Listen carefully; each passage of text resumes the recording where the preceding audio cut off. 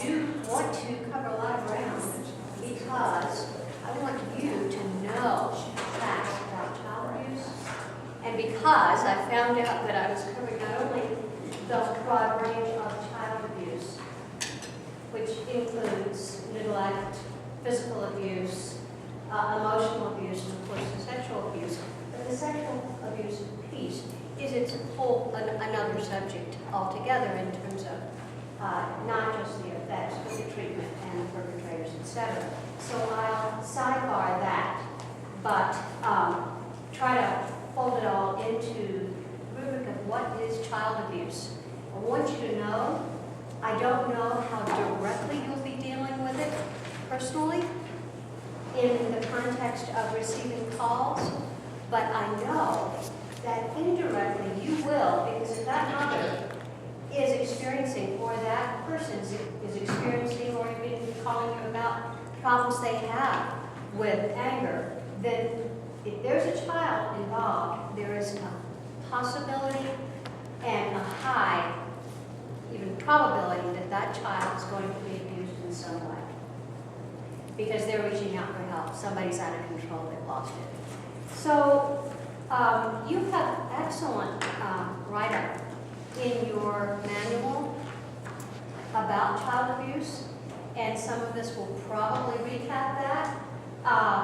But at the same time, I want to make sure that you are comfortable so that as advocates, not just at the Resource Center, but in the community, how many of you are mothers or parents? 3. Okay, how many of you work in some capacity around or with kids? Right, okay, you are the front line.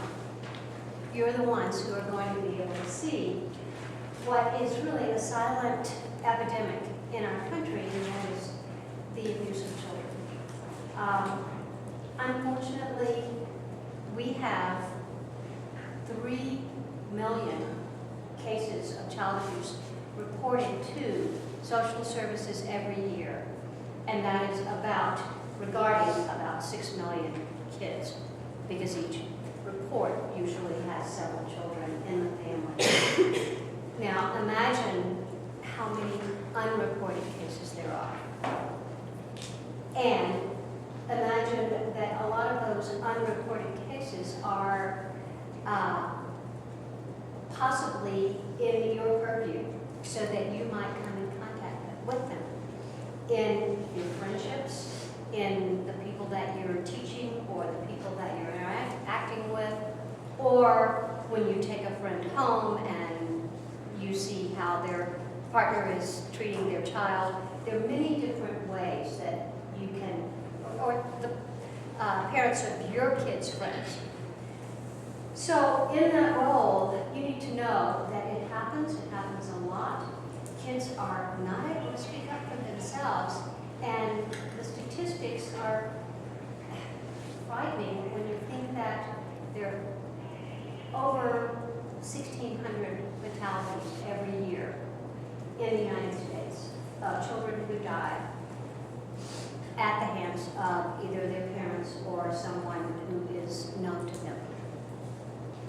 And of these kids, who are they? These kids are generally under 3 years of age. About 70% are under 4 years of age. 80% of them are in homes. Others are in foster care or with relatives. But of these child fatalities, they're often not even acknowledged as results of abuse. And so somebody was not looking, somebody was not observing. Put my glasses on. So what are the, what can you do? What can the system do? What can we do? And let me stop and sidebar here. You asked me to tell about myself, and it's been quite a backtracking and review for me, because it's been as a therapist and psychologist, I have worked with kids over the past 30 years. And about 25 years ago, I was in practice in Mississippi. And this was just when the child sexual abuse explosion was coming to the fore, when we were becoming aware that young children were actually being abused, and on fairly large scales. And people were not believing it. And as a therapist, I somehow or another became identified as someone who could work with and interview young kids. And so I remember working with a 2.5-year-old who had trouble expressing herself, because very frequently kids who are abused are developmentally lagging and their speech is not very intelligible.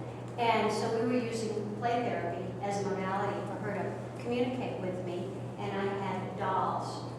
And at that time, we didn't have this set protocol, which I'll describe to you now, that the system has that is most effective for dealing with child sexual abuse cases or any abuse cases. But at any rate, I had anatomically correct dolls, and this little 3-year-old sat down and started massaging the penis of the adult male doll, and started talking about grandpa. Well, that was pretty obvious. And I tell you this story because it is shocking, and it was shocking to me. And yet, as I became more involved, and as we became aware and able to report it, then the full picture opened up, and that was when people who were famous started coming forward to the press. You may recall, some of you, the Kempe Center in Denver, which is where child abuse was started, when a former Miss Colorado from a very lovely family in Denver came forward and talked about her molested by her father over a period of 6 years. And then one of her sisters came forward, the other never did. And so since that time, 25 years ago, a lot of attention and a lot of resources throughout the country have come together to address this issue. But at that time, the issue was trying to establish that it had occurred and figure out how we could make it stop. Now, you're probably not going to be in that situation, but you can imagine that if there is abuse in the family, that sexual abuse is one form. So we go back to the types of abuse, and my experience with sexual abuse as a psychologist was so difficult for me, because getting children to be able to express themselves in a system where, in one case that actually went to trial, the judge said that even though there was some medical testimony and there were 2 psychologists who were able to testify that this 3-year-old had demonstrated indications of abuse, and the mother was also pretty certain that she had evidence of it, although she hadn't directly witnessed it. And the judge said that his ruling was indeed these children had been abused, but they'd been abused by the mother by virtue of taking the children, her child, to too many doctors and psychologists appointments, and therefore he awarded the child to the father. So at that point, there was an underground that formed, and actually by a local physician. And when I say underground, people didn't know, but mothers who had to hand over their children to the abusive father would put their children in the underground. And one morning I got a call from someone in the underground who I knew, and they were dropping off 2 children who I had interviewed because they thought they were going to have someone come into the home to investigate.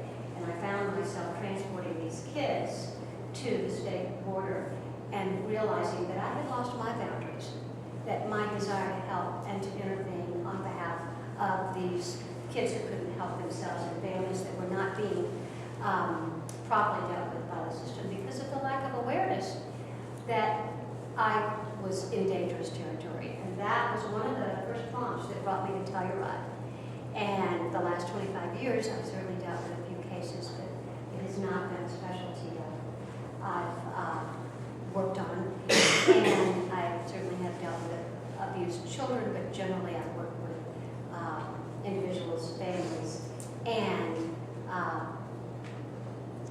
children, but not as much abused children as I used to. It was just too much. As Linton said, the burnout factor was tough.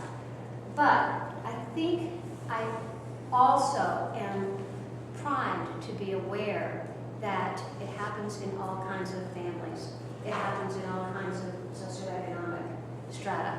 It happens, emotional abuse happens, which we could just sort of say, well, she was in a bad mood when a mother calls a kid a bum, or father calls him worthless because he's not doing well at school, or there's frequent yelling or threatening, or there's ignoring, or worst of all, I think, is withdrawing love as a form of punishment. And a lot of people think that, that's the way they were parented, that that's the way you do it, and so that is what they do. And unfortunately, it works because a child will do anything to get back into good graces. But it is also very harmful, and these children become withdrawn, they become selectively fearful of people, and as Andy said, it's not a safe world, and safety is the primary factor that children need. They need to know that their world is going to provide them with what they need, something to eat, something to drink, and caretaking and safety and not being hurt.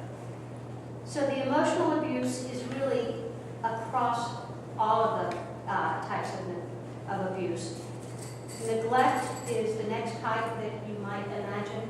If a mother is so overwhelmed, if a couple is so overwhelmed by economics, by losing a job, by the drama between the two of them, then they may just not take note of the child.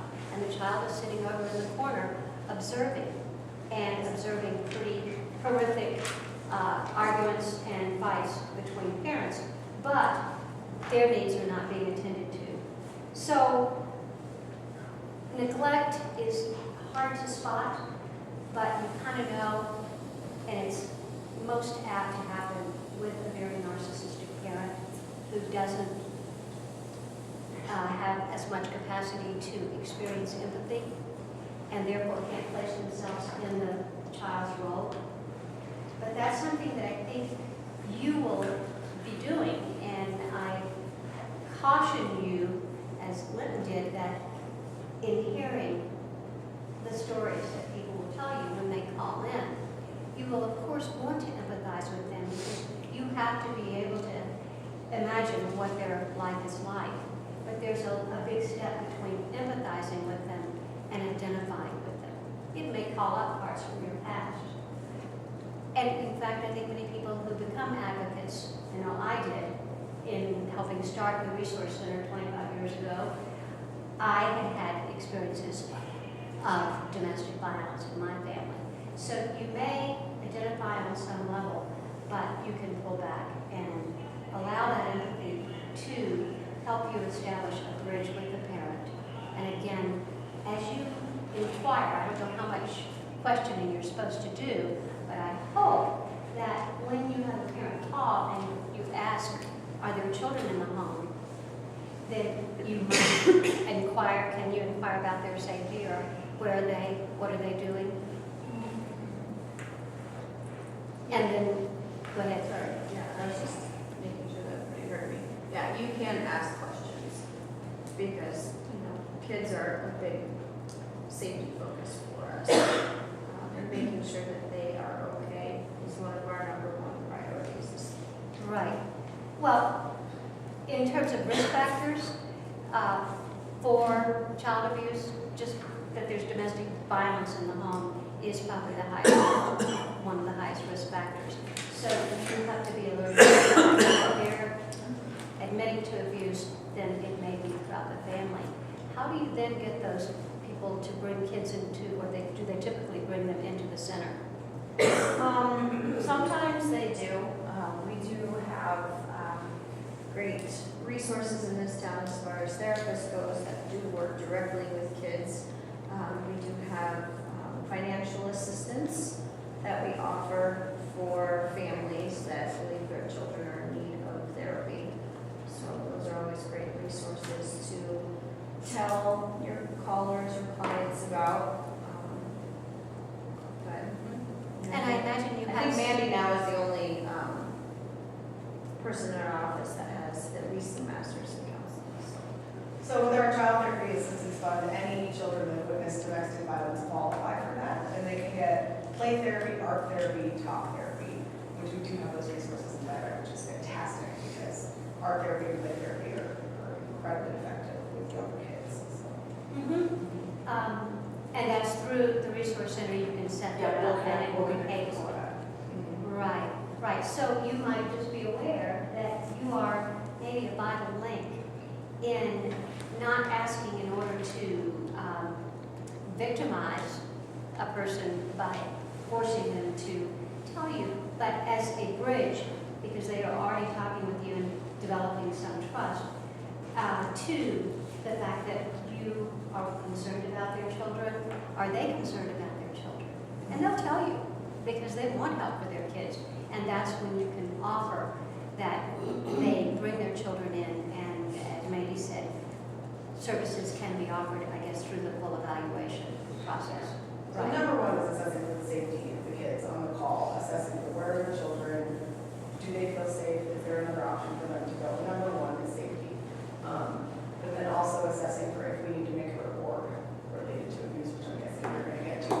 And there's no harm in telling somebody that you're a mandated reporter. It's better to not keep that a secret. So then going into that and then, again, we're looking out for everyone in the family. And so you can certainly utilize us if it gets to that one where you need to make a report. But when in doubt, we report. We report. Even a gut feeling, we report. And social services does the investigating, but we report. Even if they say it's already been reported and their kids are already involved in social services, we report. So. Right. So the physical abuse that is occurring with a parent may bleed over by the abuser or even by the abused parent, because in fact, of perpetrators of abuse, 51% are women and 45% are men. So mothers are hitting, striking, slapping their children, and we could ask for all the in-depth psychological reasons. As Lynn said, possibly that's how they were treated, or they're so frustrated that they don't have other resources, and they strike out in an overwhelm, having been traumatized or having experienced PTSD. So as parents abuse, don't always assume it's the other person when you're asking, and ask them to come in.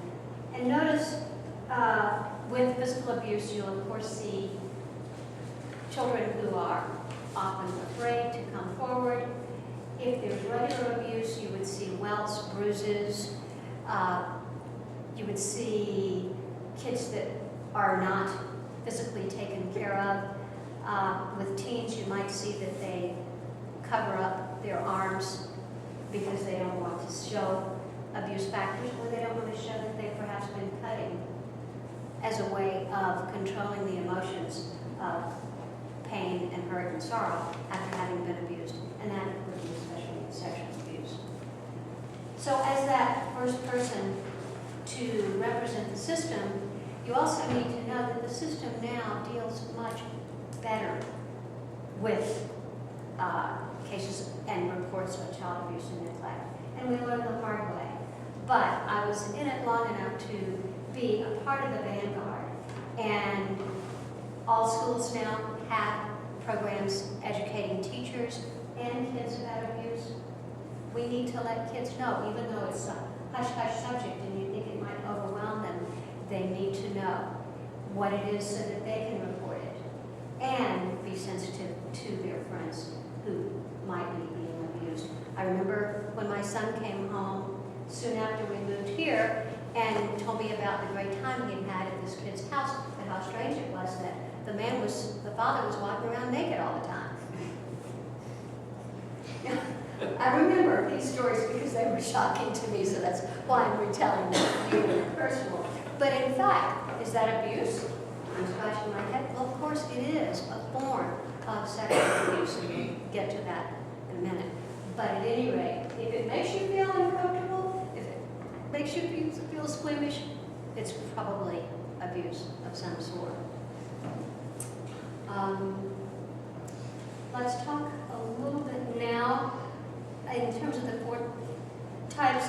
about sexual abuse itself, which really is the most difficult problem in society right now, and the numbers differ as to how many people are sexually abused.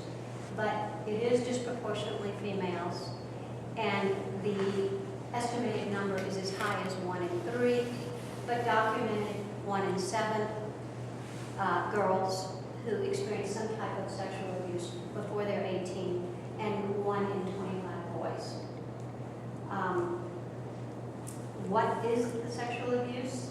It is any adult or older child, in this state I guess it's 5 years older, who uses their status and power to force or persuade a child to engage in some type of sexual contact.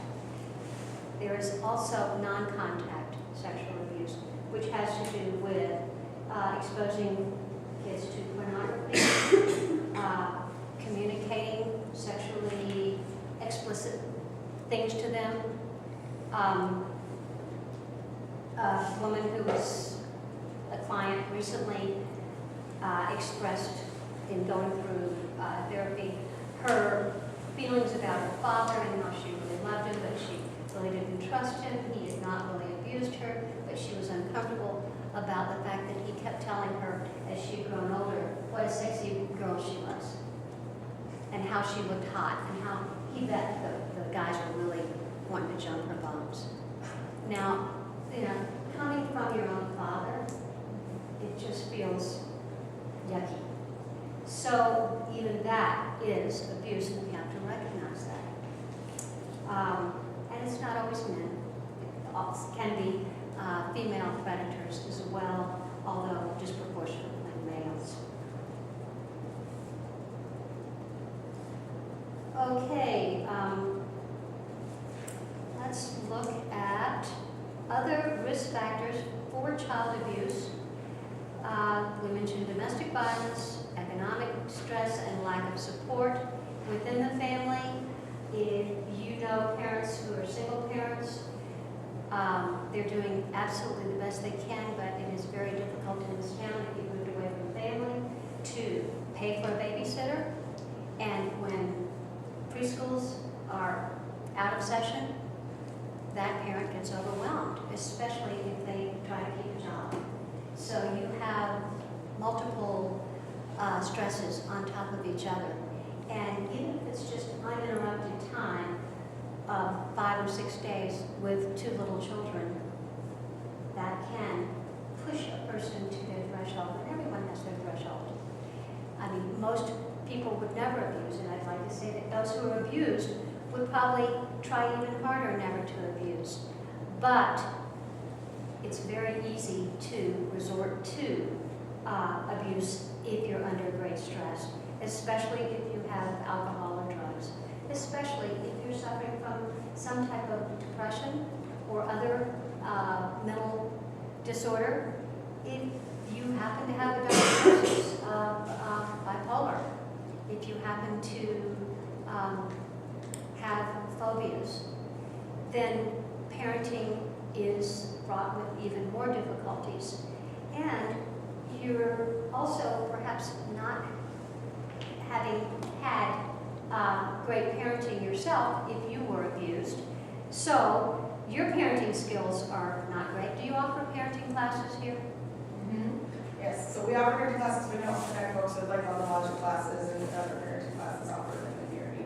Right, I remember talking at one with Melanie as a translator for an Hispanic group about 10 years ago. I don't know if we still did. And that's excellent because we assume that parents know the best child parenting practices, but a lot don't. And simple instruction in behavior modification and charts and in their own, using their own power of attention with timeouts, etc., can be extremely effective.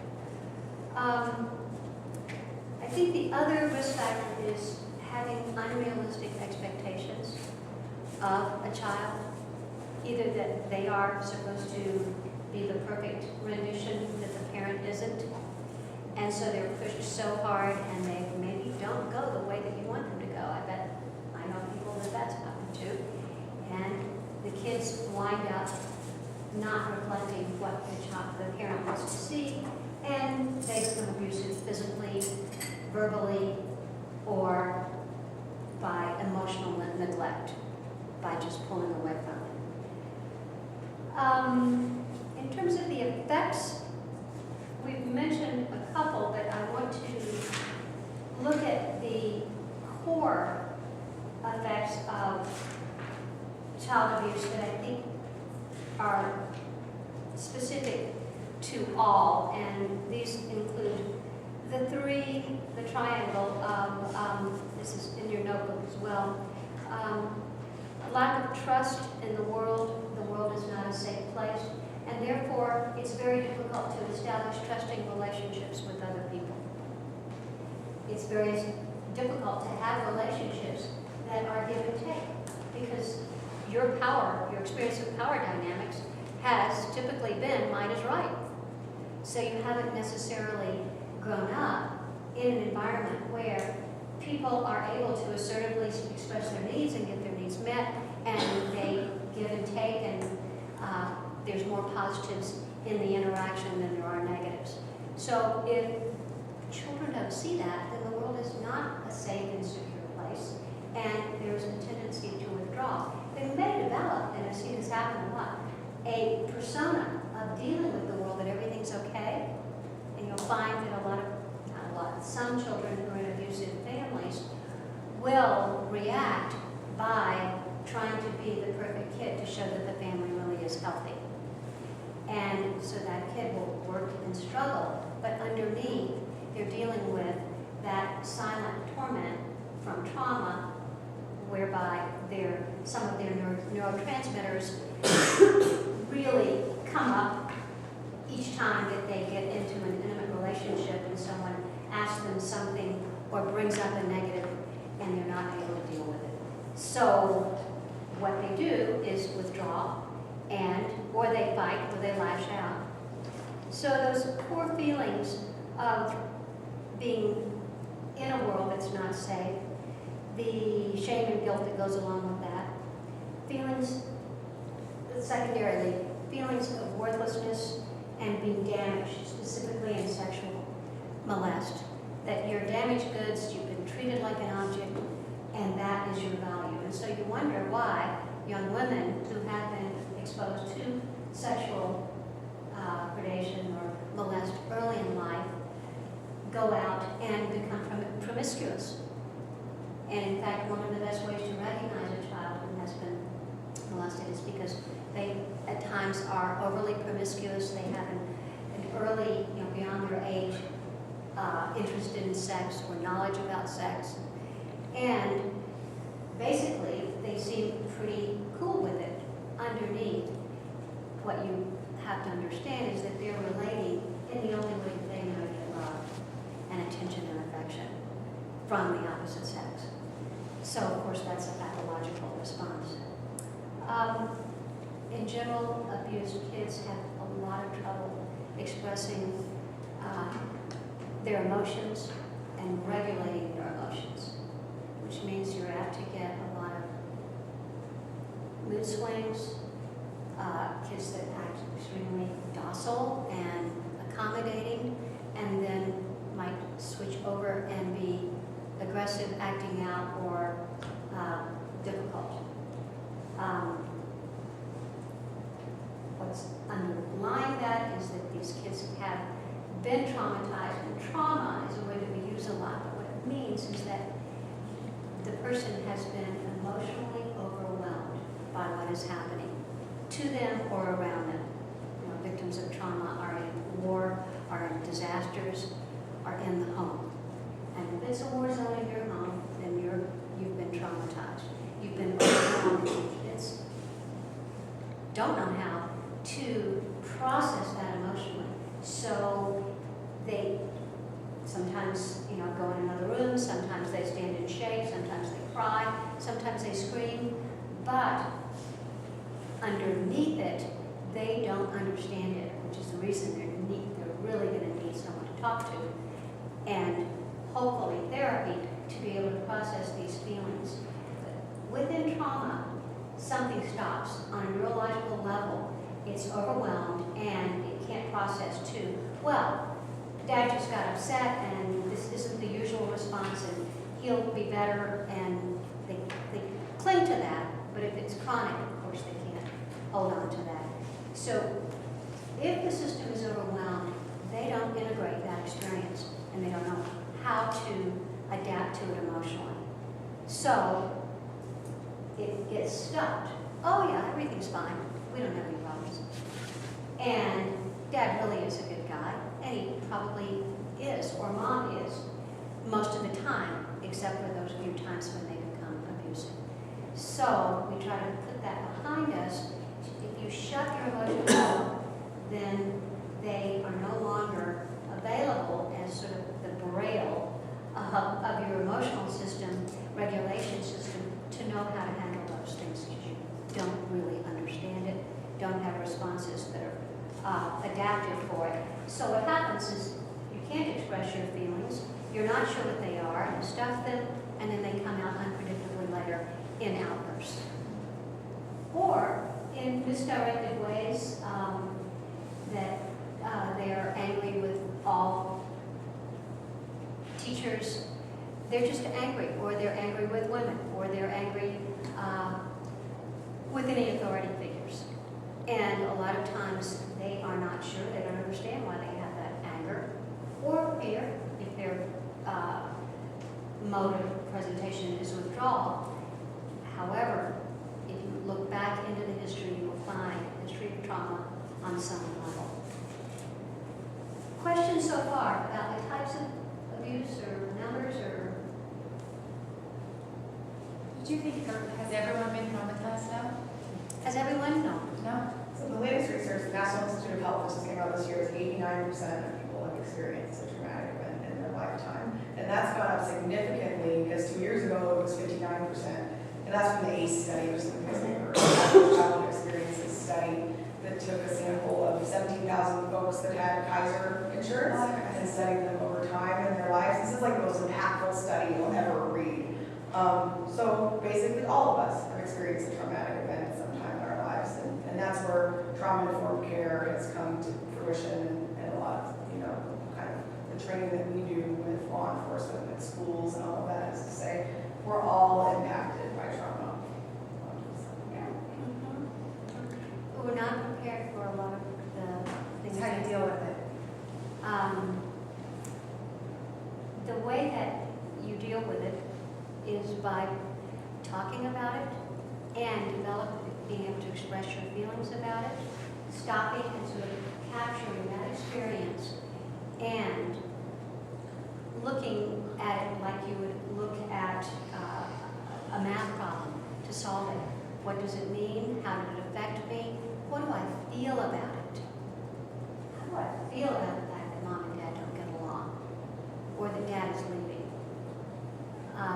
And can I talk about it? And can I develop some insight? And primarily with children, can I understand that this was not my fault? That I didn't cause this? And that, as we all say, shit happens. And regularly. So it's how you process it, respond to it, and a lot of that is by how you see adults around you respond to it, because we are social animals, and we learn probably 80% of what we know by modeling, by observing others and hearing how they respond. So if you're a parent, then when you have something terrible come up, then remaining calm and trying to verbalize what's happening. If your child gets cut, or there's an accident, or a teacher is shot, then you process it. And processing, I think everybody knows what it means, but it's, you keep talking about it until it is no longer as shocking. You won't be as shocked by child abuse after tonight. You'll be ready to look for it. You won't just shun it or unconsciously not deal with it, right? Because I'm talking about it, and you're experiencing the reality of it. And you're understanding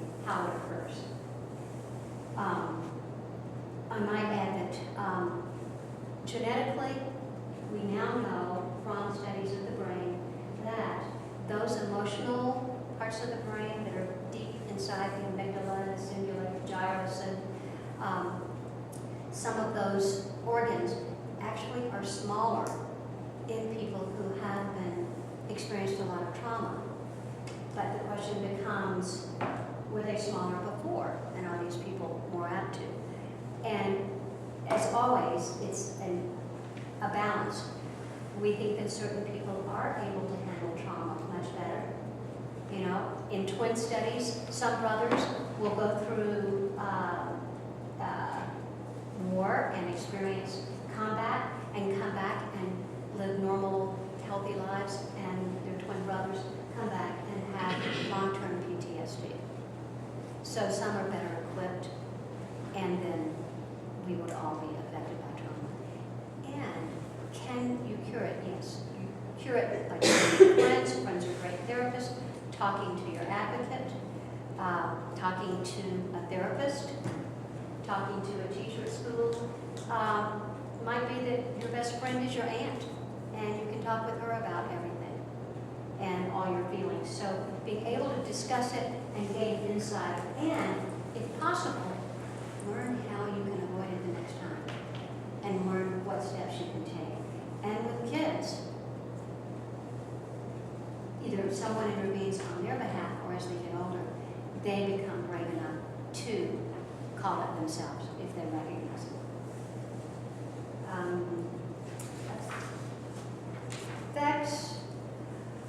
Other effects that are with young children, you see both kids who are overly attached and seek to try to win your attention and be with you a lot. And part of that is to sort of detoxify your potential danger to them. Or kids who lag behind and won't get close, won't talk with parents, won't take the risk of including adults in their circle. You see kids who have a lot of withdrawal, depression, academic failure, or problems, not failure, but problems, their grades go down. If something's going on in the family, or if there's been some type of trauma, you just expect that. Or if a brother is acting out, that too can be traumatizing. So in specific to sexual abuse, there are some reactions that like to apprise you of. And of course you would expect that with sexual abuse, there are often STDs, unwanted pregnancies. These are the kids who, as they get older, become runaways. They're on the street. They sometimes are being trafficked. In a program I'm involved with in San Diego, the gangs there are grooming girls from age 8. So we're starting programs that are kind of like a Girl Scouts group to bring girls in to learn about processing, learn about talking about themselves and their feelings, and about their bodies and self-esteem, and being assertive and how to speak out, and so that they will have some of those interpersonal skills to combat the kind of abuse they may experience in their world later. But I think it's kind of shocking that abused kids have those who have been multiply abused on a number of occasions, and especially over years, because it often is chronic. They typically live 2 decades less than the normal population because they have a much higher incidence of physical problems. Some you would expect, like asthma, can be stress-related. Abdominal problems, very often kids, if they're 11, they just feel sick. They don't know what it is, but their anxiety churns things up, and there's a lot of hormonal secretions in the gut that give them nausea, and they develop eating disorders, become obese. There are other much higher incidence of cardiac problems in kids who have been abused. So the earlier we can find them, the better off we cycle that repeats itself because we now know that twice as many abused, there are 2 times the incidence of abuse among the prison population. About 14% of men admit to having been abused, but that's double the normal population in prisons, and 39% of women. Most likely, a lot of them were sexually abused and acted out as a result of that. So, I want to quickly just mention the types of therapy that I think are effective and what we are using now, and also mention how the system deals with it. How does a kid get into the system? By the frontline teachers, advocates, therapists. And once you know that abuse has occurred and you call in a report, which I did on a case about 3 months ago, a woman who you will, I think, hear, Jenny Thomas, come and speak to you. She was here earlier She already was here? today. Okay, so you know that she is ready to take your report and then the system is ready to deal with it. That means they have a team that includes social workers like Jenny, counselors, people from the prosecution world, that would be special advocates for victims out of the DA's office. And in fact, it was a DA who set up the first child sexual abuse protocol that has now been expanded to many of the jurisdictions in the country. And Jenny, as the lead person here, then interviews all of the family as much as, as she wants, and calls the therapist, and there's no confidentiality here if it has to do with abuse. Although that doesn't mean blanket, but as it pertains to the abuse. And then, if it looks like there is a punishable offense, then law enforcement is called in, and the district attorney will file charges. And you'll probably hear from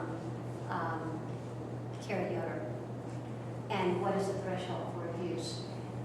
Because it can be a felony, and fathers are removed. And what should happen is that they should then go into an anger management program. And in larger cities and metropolitan areas, you have them. You don't have them here, but they are available. I've known patients who have driven to Montrose for anger management classes on a weekly basis. So it is possible to get treatment. The family then is offered family therapy. Those members who need it, and that generally involves the kids and both parents, because not only the offending parent who has an anger or sexual disorder, but also the non-offending who has put up with it or in some way been affected by it, and the power differential there. They could use it. So people say, well, does the whole world need therapy? And the answer is, those who have been traumatized will benefit from it, and it doesn't have to last forever. The protocol for what we call trauma-specific sexual abuse therapy, child abuse therapy for the family is typically 8 to 10, maybe 12 sessions with each member. With the perpetrator, if they go to jail, they'll get a much longer sentence. It's not 8 sessions. But if the perpetrator is contrite, if they recognize and they go into therapy and they work on their anger, then their cooperation with the system can mean that they are not going to have to go to jail, and they have a second chance, because the goal of therapy is to be able to reunite the family, or at least parts of it. So you've listened to a lot of people tonight, and I'll stop there and just ask you if you have any questions. You look kind of tired. What I will tell you is that, you never get, no matter how long it is, you never get jaded. I'm still always overwhelmed when I hear the horror stories that come out, and we read about them, and a lot of times I just won't let myself read the stories in the news, particularly if I'm going to bed, because, you know, the stories, the media almost glamorizes sexual abuse, in my opinion. The details become tawdry, and it becomes almost a form of pornography in a way. So I caution you on that, but I also want to desensitize you in terms of be able to look for it and ask about it. And in reviewing all this, I'll tell you that just with a woman that I'm working with now, I'm aware I haven't really asked the question of how are you handling those two kids under this stress? And what's it like for them? And what's your discipline like? And I don't know that you'll be in that role, but I think it might be necessary for you to find out how the kids are in